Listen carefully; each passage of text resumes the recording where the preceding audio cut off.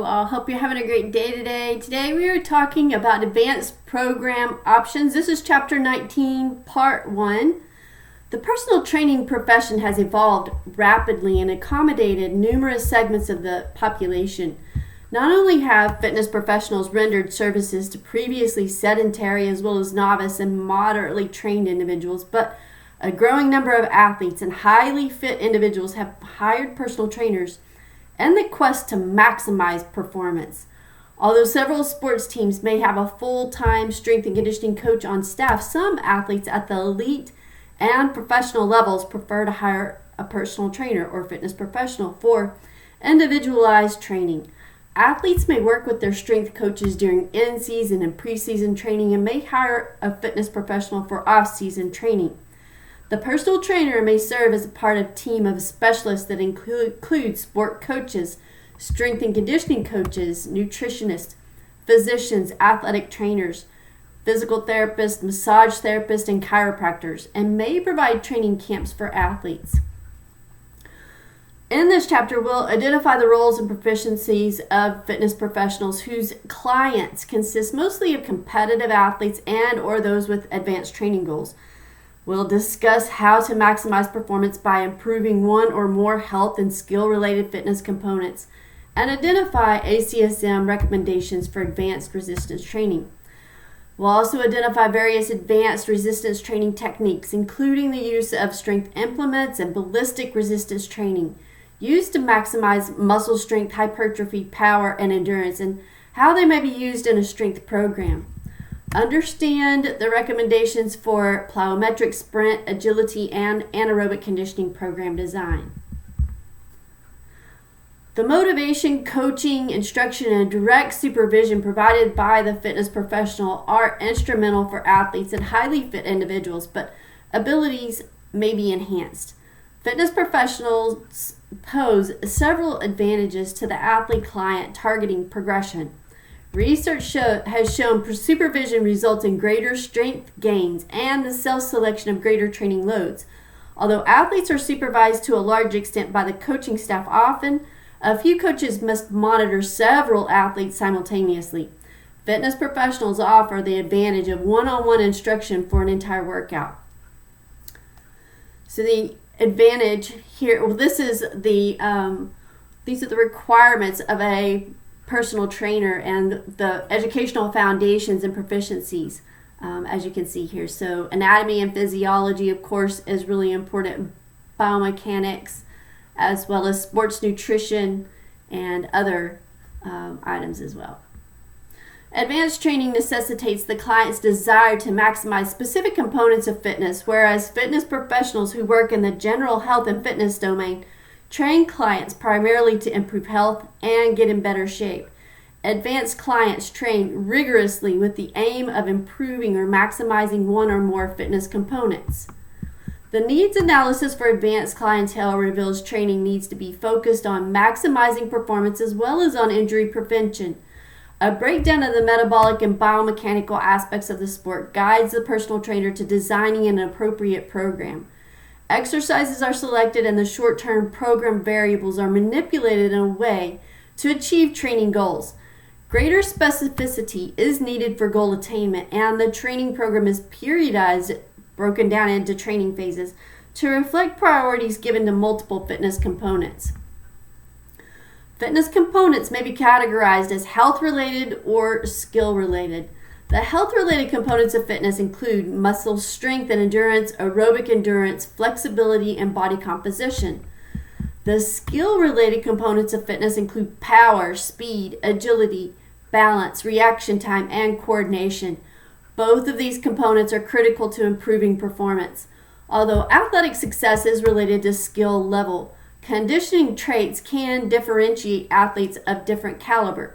Elite athletes possess greater strength, power, speed, and jumping ability compared with athletes of lesser rank.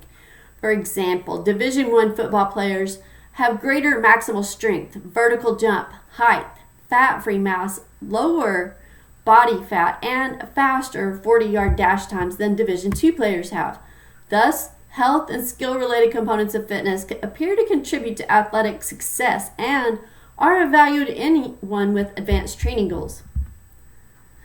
Advanced training is a culmination of the individual's goals and training status. Maximizing fitness is a goal commonly shared by athletes and individuals who strive for fitness improvements in a non-competitive manner. Training status encompasses a continuum of factors such that fitness level, training experience, and genetic endowment each make a contribution. One may designate an advanced client as one who has had at least 1 year of consistent progressive training and has experienced a substantial level of adaptation. Those who truly excel may attain elite status in which they rank highly in one or more components of fitness. Skill level increases as one progresses to advanced training status. Training advanced to elite clients can pose a challenge to fitness professionals. Some of the largest rates of fitness improvements take place in untrained individuals where the window of adaptation is high, while trained individuals may show a slower rate of progression. Therefore, the fitness professional must be creative and must design advanced training programs based on the scientific principles of progressive overload, variation, and specificity. This chapter provides an introduction to a number of advanced training options, additional instruction, and experience in implementing the various techniques that should be gained prior to personal training any clients. Advanced training programs consist of a systematic manipulation of the acute program variables. The manipulation of these variables becomes critical because of the smaller window of adaptation shown in advanced or elite athletes. The level of variation is greater than seen in the beginning and intermediate programs. A basic program may improve several components of fitness simultaneously in an untrained or moderately trained individual. However, this same program may only improve one or two fitness components in a trained individual. Advanced training is characterized by greater specificity and requires periodization in the program. Training cycles are common, and each cycle may target a few components of fitness. Exercise selection increases are based on training and program goals, along with enhanced motor coordination. An analogy can be drawn to martial arts. And martial arts individuals begin learning basic movements, master these movements, and progress to more challenging movements and complex series of movements toward progression to a black belt. Training is similar in that it is important to keep the program simple at first, but increase complexity with progression. Advanced training requires the optimal integration of training modalities.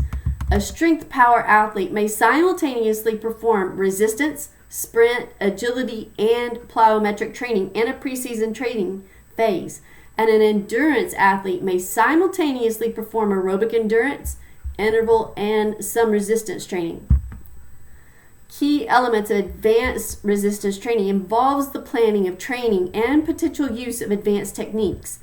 Advanced RT involves periodization of the acute program variables, primarily the volume, intensity, and exercise selection. Training phases target different fitness components and the volume and intensity, especially for the critical structural exercises, which will be prescribed accordingly. The fitness professional may assess the client's RT progress periodically via 1 repetition maximum testing or multiple repetition maximum testing. Multiple RM testing involves lifting a weight multiple times and then doing some mathematical calculations to estimate 1 RM. Common exercises assessed include the bench press, the squat, the deadlift, and power clean, although any exercise can be assessed depending on program priorities. Multiple RMs can be assessed and used for testing high-intensity muscle endurance or can be used to predict 1 RM strength. Periodic strength testing, about every 3 months or more, not only can be used to measure progress, but also is instrumental for determining training loads for some structural exercises that are prescribed based on a percentage of 1 RM. In addition, advanced RT techniques provide additional work overload and can assist advanced clients in overcoming training plateaus. Although intermediate clients can benefit from their use, they are best reserved for advanced trainees. Here you can see this is a program for muscle strength. And the intensity here is your cycling loads of 80 to 100% of 1 RM. The sets are, you're doing multiple sets of 3 to 6. And your exercises, you're doing unilateral as well as bilateral single and multi-joint exercises, emphasizing on multi-joint and also free weight exercises with machine exercises as needed for isolation. You always start with the large muscle group first and multi-joint before your single joint exercises. The higher the intensity, the higher intensity before the lower intensity, and or rotation of upper and lower body or opposing exercises. And with strength, you always want to give a little bit of rest in between sets, so about 2 to 3 minutes for your structural exercises that are using heavy loads, and about 1 to 2 minutes for assistance exercises. Your velocity is going to be pretty much a continuum and should correspond to the intensity of the exercises.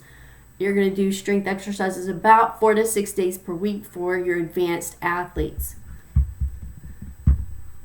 Here we're talking about hypertrophy. So the idea is to build muscle size.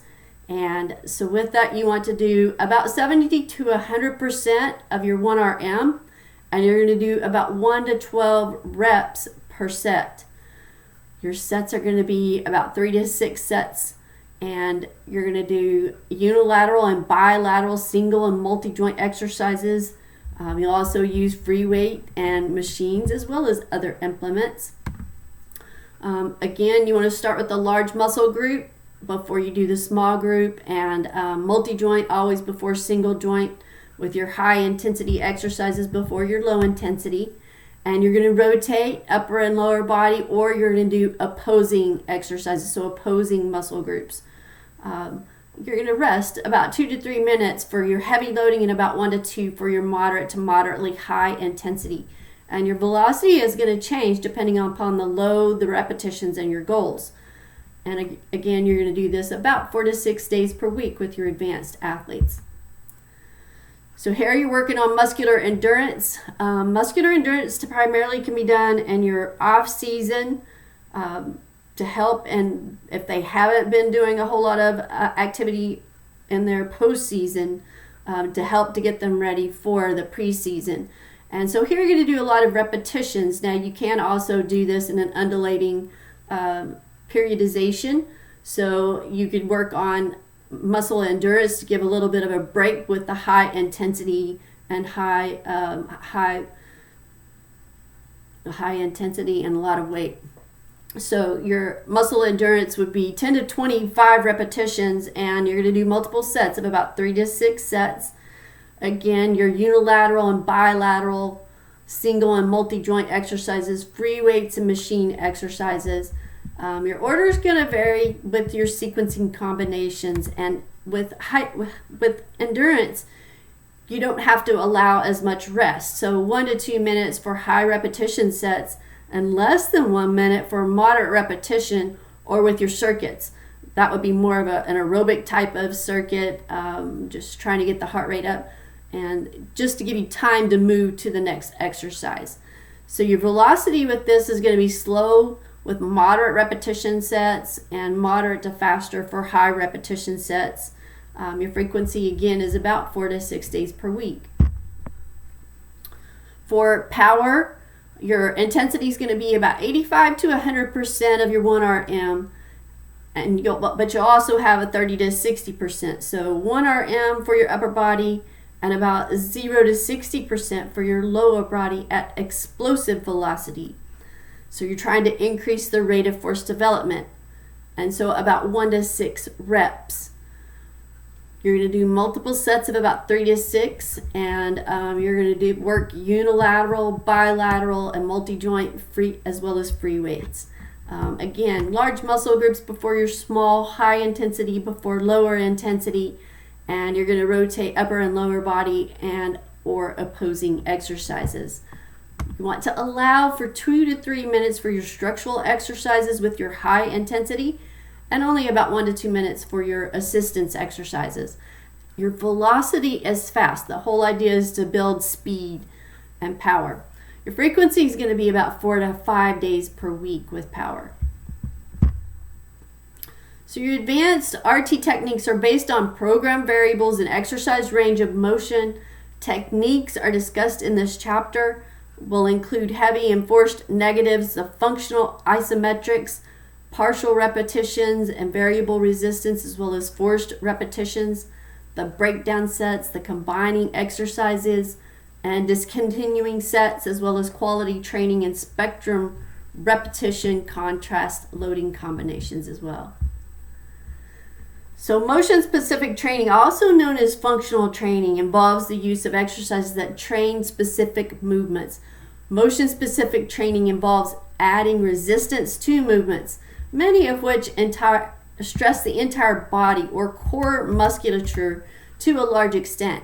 The intent is to improve athletic performance, balance, and coordination, and to provide a link between strength gained through a traditional RT and motion-specific strength.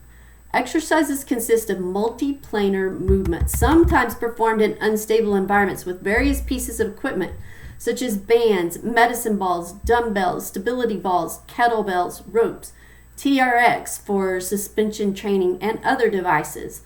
Exercises performed in unstable environments often require the client use less loading. The goal is to increase primarily core stabilizer muscle strength and not the primary movers per se, although there could be a secondary strength building effect. For example, a client will be able to use heavier dumbbells when performing the bench press on a flat bench, such as a stable environment, versus a stability ball or an unstable environment. The flat bench press will have a better strength building effect for upper body musculature, whereas the stability ball bench press will have a stronger core component. Thus, unstable motion-specific training is best utilized when integrated into traditional RT programs. The combination can be used to optimize performance. A staple of motion-specific training is the use of body weight exercises. Exercises such as body weight squats, lunges, push-ups, pull-ups, dips, reverse dips, sit-ups, crunches, leg raises, burpees, and hyperextensions all require the client to overcome one's body weight. In the absence of adding external weight, body weight exercises can be made more difficult by changing the grip and stance width, as well as the leverage or moment arm of resistance, the cadence, or by using a unilateral versus bilateral contractions, one arm rather than two arms or legs. Basic knowledge of biomechanics is critical for the fitness professional to make exercises easier or more difficult in the absence of adding external resistance. Increasing the moment arm of resistance, such as putting your hands behind your head in a crunch versus on your chest. Size of the base support, as well as amount of weight supported by the musculature, and the center of gravity can change exercise difficulty dramatically. The push-up is a good example. It can be made easier by performing it on the knees. That would be a modified push-up, or more difficult by staggering, hand spacing, or by performing it with one leg in motion while suspended in the air, such as a Spider-Man push-up. Performing a back extension or sit-up is more difficult with the hands overhead than crossed at the chest level. Difficulty is increased by adding a rotation or unilateral versus central loading. Some bodyweight exercises are extremely difficult and performed mostly by advanced clients. Exercises such as one-arm push-ups or single-leg squats and single-arm pull-ups are difficult for many people. An exercise such as the pull-up press requires a great deal of strength. The client presses the body outward from the top pull-up position with a wide pronated grip. Athletes such as gymnasts who train against bodyweight possess high levels of muscle strength and power. By definition, RT entails any method or form of exercise requiring the client to exert a force against a resistance. The source of the resistance may vary greatly, although more advanced RT programs target free weights and machines. The use of other sources of resistance, including body weight, medicine balls, movement-specific devices, bands, cables, and strength implements, has increased in popularity among advanced trainees. Implements provide a different stress to the client than free weights, as many implements provide unbalanced resistance, and the gripping may be more difficult. Some exercises with implements cannot be replicated similarly with free weights. And that concludes our discussion today. We will be picking this back up in our part 2 of chapter 19. I look forward to talking to you soon. Have a great day.